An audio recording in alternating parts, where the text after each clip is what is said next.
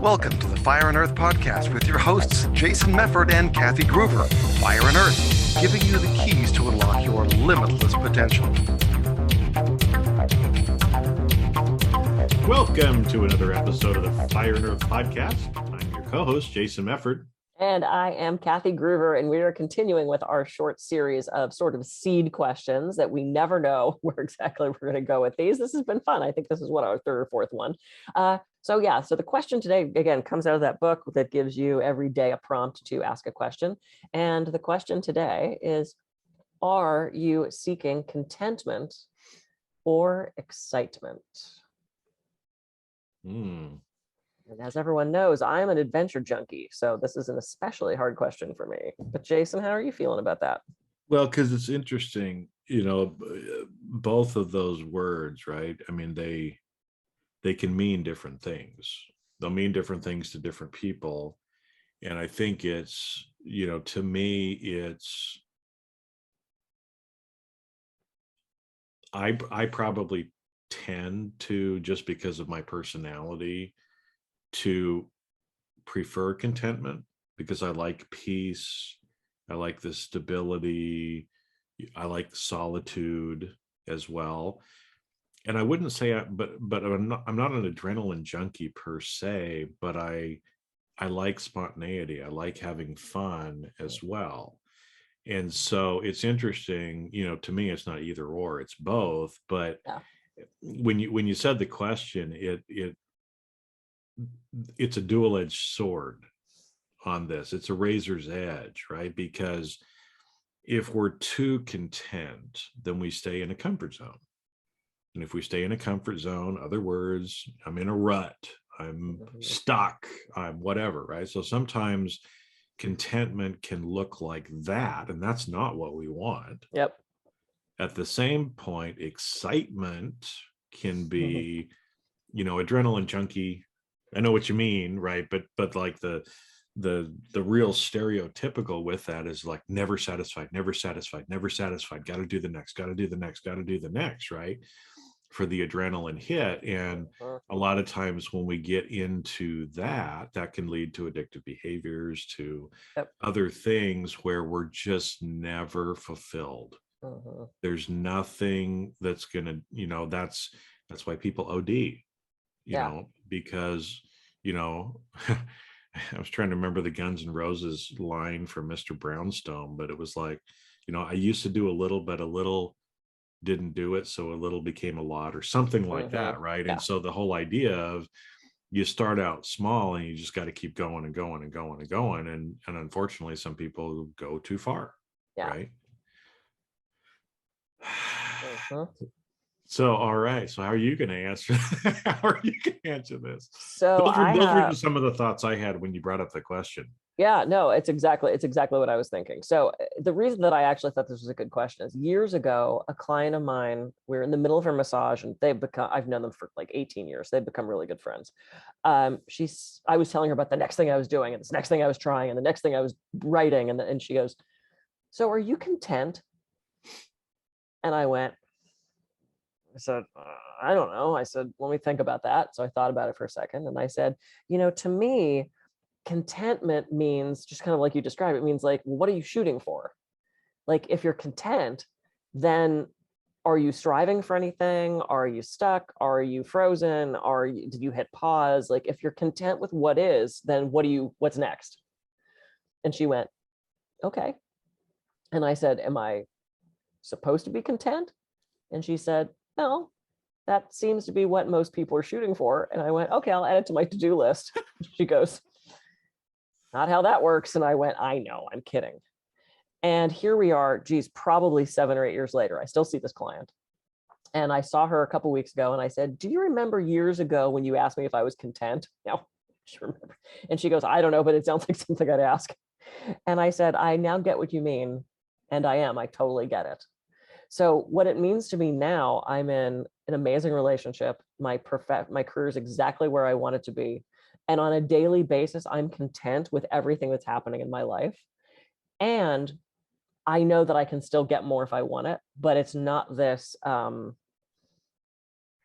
the compulsion to get it, right? It's not this compulsion to climb the next mountain. It's like, now I get to the mountain and go, oh, wow, this is really cool. Oh, there's another one. Yeah, I can go there if I want to. It almost became an option. So I think that if and then that continuum scale, right, of excitement, contentment, I think I'm more towards the middle now, which is actually a neat place to be. And I've had so many of my like very type A clients say, as I got older, I got less type A. I think that's happening with me. Don't tell Oh me. no, no. I think I'm finding it's a different place of balance, because I think the main anchor of that is I'm in a relationship that's amazing. So I don't have that extreme need to escape or achieve more. I think doing a lot of the ego state stuff really helped with that, because we've kind of put Capricorn in check, and I now understand why she's there. And the coaching program I did, where we talked about Snow White and bring out different aspects of self, I think that's all helped. So I'm not seeking either one of them. I'm accepting them when they're there. I think that's a great way to think about it, is accepting when it's there. Because as you were talking about that, it's thinking about some of the different things like that. And a mountain is a great analogy for this, right? So there's some excitement in climbing a mountain. I mean, one of them down here, Cucamonga Peak, it's about 9,000 feet, and I'll tell you, towards the end of getting up there, right? Because I live at sea level. So it starts to get hard to breathe, above about 7,000 feet, especially for somebody who lives at sea level. Yeah. And so I remember, it was me and one of our sons, hiking up. You drive up into the hills a little bit. I think we started about 4,500 feet. So we had another 4,500 to go in the day. And so, exciting, beautiful, looking around, everything is great. We start climbing, right? We get up there and all of a sudden it's like, I feel like I'm going to die. I mean, it felt like literally we would walk for 30 seconds and have to stop for a minute. Walk for 30 seconds, stop for a minute, right? So it was really hard. It was exciting. And when we got to the top of the mountain, I just remember this euphoric feeling rushing over me. I've still got pictures, I think, on my Facebook account, where I'm holding up the sign. I'm like, well, kind of cool thing. But then we stopped, right? We had to stop. And we're like, I didn't just climb, 4 hours up this fucking mountain to just turn around and go right back down. Yep. Right? But if that's what a lot of people that are seeking excitement are trying to do, it's like they get to the top, they're like, crushed. All right, next, right? And it's like, stop, be content, be grateful, enjoy the view. Yeah. Enjoy it as long as you want to enjoy it. Yep. Right. And then move on to the next thing. But I think so much of the time, especially with us, especially here in the US, living in this gotta be productive, right? We get taught that at work, that none of us spend enough time just being, and just sitting in silence and just being content, at certain points in our life, because, at the end of the day, we're all going to die anyway. So you might as well enjoy along the way, right? Absolutely. To me, I think that's why it's both. Yeah. And like you said, I think the older we get, the more you realize how much sweeter those contented periods of life are. Yeah. Because there's going to be another challenge. There's going to be something else coming. So yeah, the excitement's on the way. yeah, it'll be coming. Something's going to happen. But the more that we can enjoy where we're currently at, and so like that, I mean, I'm glad that you're in that position. It's nice to see, and I've known you long enough too that it's nice. It's really nice to see you in this phase of your life. Yeah, I've had so many people, like even the people at Hypnothoughts, they're like, you seem so much happier and so much more content and so much like more balanced and calm. And when my diploma showed up for my PhD, and I know I've said this before, I got it from the mail thing, and I ran to my office and I opened it up, and my client walked in and I went, I got my thing. And we hugged. She's like, oh, that's so great. That's so great. And then as we were talking during her massage, I said, oh, so now that that's done. And I launched into this next thing, and she goes, Kathy. I said, what? She goes, you are shitting all over your PhD. Can you give it a minute before you're off to the next thing? And I went, Yeah, you're totally right. Because it was, to me, it was like, okay, I did it, now what? Yep. Which Now I just also, enjoy it. yeah, on some level is that lust of learning. It's like, okay, now I'm done with that program. Now what can I learn? It's just this voracious appetite for learning more. But she had a good point. It's like, oh my God, the ink is not even dry on the diploma. You haven't even put it on the wall yet. And you're on to the next thing. Like, just stop for a second. And I think I just have a better balance with that now. I still get sucked into that occasionally because I want to learn more. Which to me, it's more probably a learning thing than an excitement thing, but that's exciting. Well, and I'm the same way. I mean, but what I do is maybe I've tried to slow down a little bit more, because especially having studied how we learn and teaching people for decades, one of the things that we forget about learning in particular is, so there's knowledge, there's skills, there's competencies, or real learning, right? You have to go through the whole phase. Yep. And so most of the time we're knowing, then do some of the skills, but the real incorporation of learning through practice is one way, but the other way is also through reflection.